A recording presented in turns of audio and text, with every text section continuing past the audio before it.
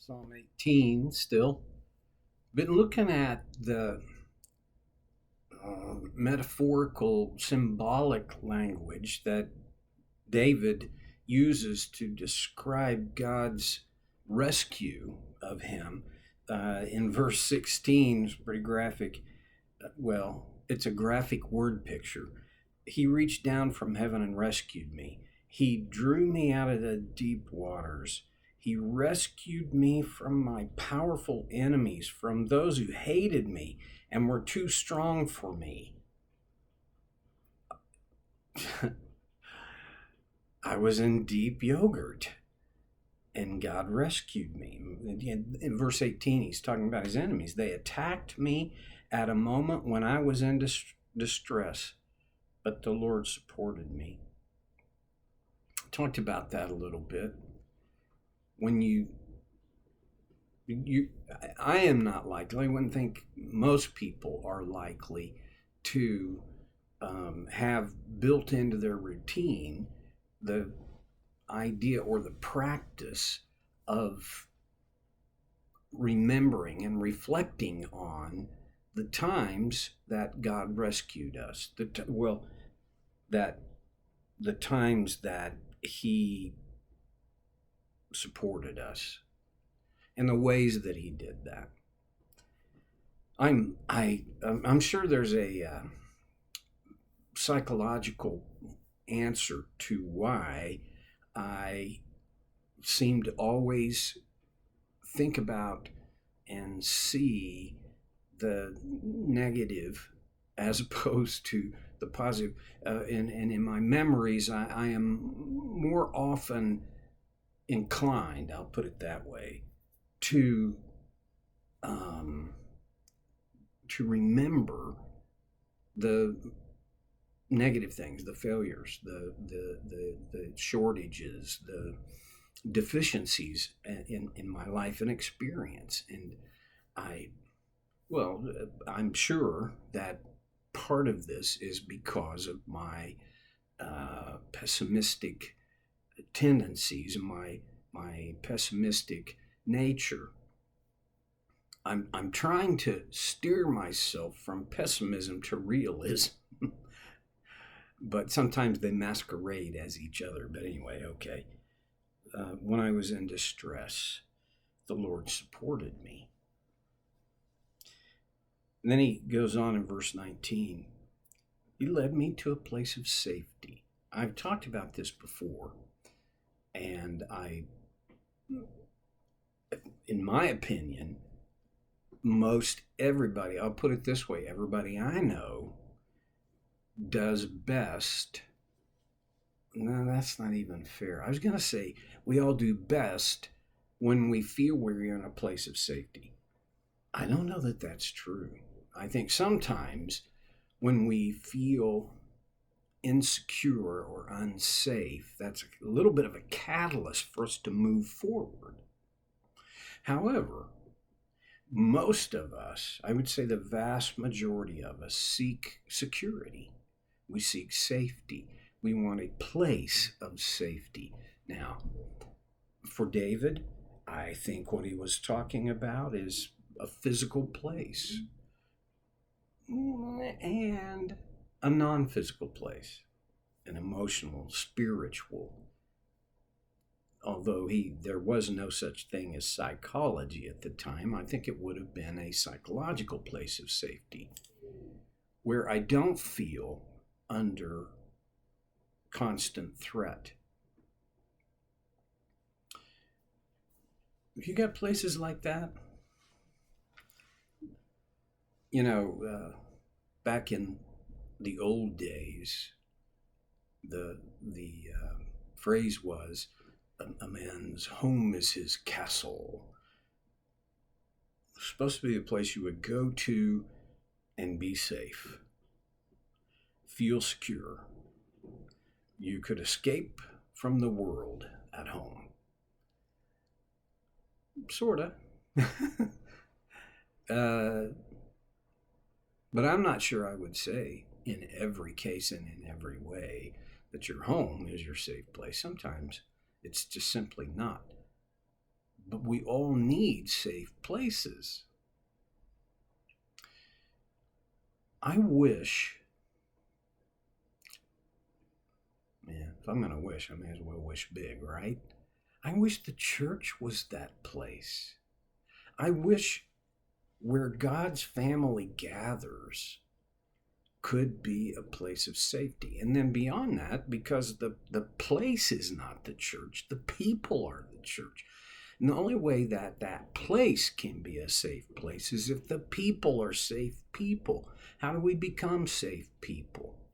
Number one, we drop our obsession with judging.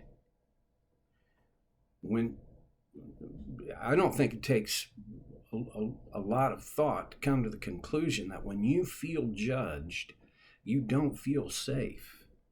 Now, I have been in many times in my life, I've been confronted with things that I have done or ideas I've had or ways I am thinking that are not healthy or productive or godly. Those, okay, those need to happen. But there's a whole plethora of ways those things can happen, and the people who have been most helpful, not useful to utilitarian, but have been most helpful to me with these things have been people who didn't judge me. They only wanted to help and support me. They were safe people. I have a friend who I heard him first use this phrase at the close of a church service during the invitation time. And he said, "This is a safe place to make a dangerous decision." That would be my wish for the church.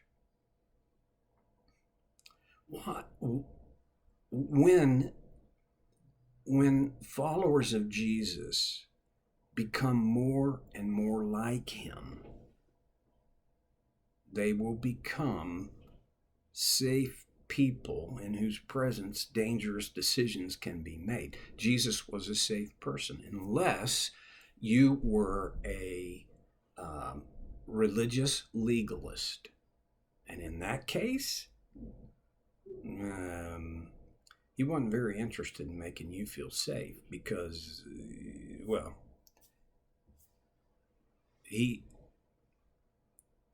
so there are things that we can individually do to make our church a safe place.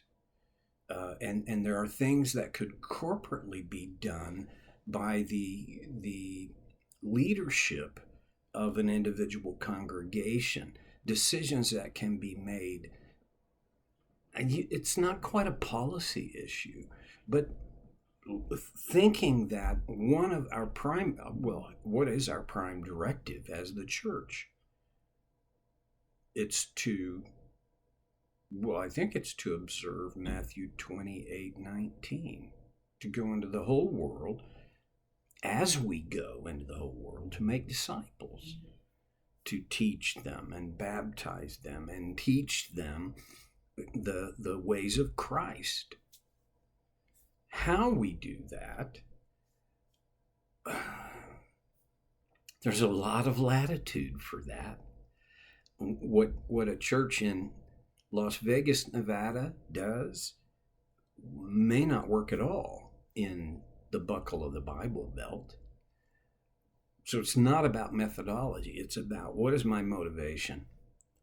If my motivation is to follow Christ and to model him, I think that I will become a safe person. All right. There's a lot more that could be said. People have written books about this, way smarter people than me. So, but the concept is pretty easy to get. The church ought to be a place of safety. And there are other places, or for some of us anyway. Where are your places of safety? I have quite a number of places of safety. And they're all connected to people who are safe people, who I know love me, I know want the best for me, I know they believe the best about me. And I would put them all under one umbrella. These are people of grace. Ultimately, my security, your security, our safety is the result of God's grace. It was even for David. See, David didn't do anything to earn God's intervention. He cried out to him, and in grace, God responded, and he rescued. In verse 19, I'll start again. He led me to a place of safety. Okay. I know I go on and on about these little things, but here, he led me to a place of safety. He didn't just plop David into it. He led him into it. Meaning, in my opinion, David got to a place of safety. It wasn't just, he wasn't transported, and the safety didn't just emerge around him. And I think that matters. In my life, there are times when I need to seek a safe place, okay? And there have been many times that getting to a place of safety has been a struggle, but that God provided the place of safety has always been an incredible blessing. Now, one more thing about safety, and it'll take me the rest of the time to tell you what I think. Well, I've said it before, let's revisit it. The concept of safety is very subjective. And one of the reasons for this, in my opinion, is because we all have different thresholds of safety. And a big part of the reason we have these different thresholds has to do with our history and background and experience. When people who have, generally speaking, people who have experienced a intense trauma struggle to feel safe, even when they are safe. Their threshold for safety is very high. Now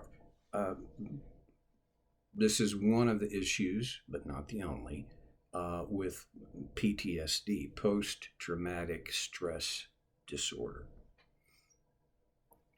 A second thing that is involved, in my opinion, is what we have been taught is safe and what we have been taught is not safe. I fear for the generation in, college and younger today, because they have been taught by their parents and their teachers and the media and I'm not a I am a conspiracy theorist, but this is not a conspiracy theory. This is just fact that kids today are not given the opportunity to take risks. Their parents swoop in and protect them. Okay, for us, where is our security? For me, I have fairly high threshold for security, but my security, my safety is in God's grace. And it's the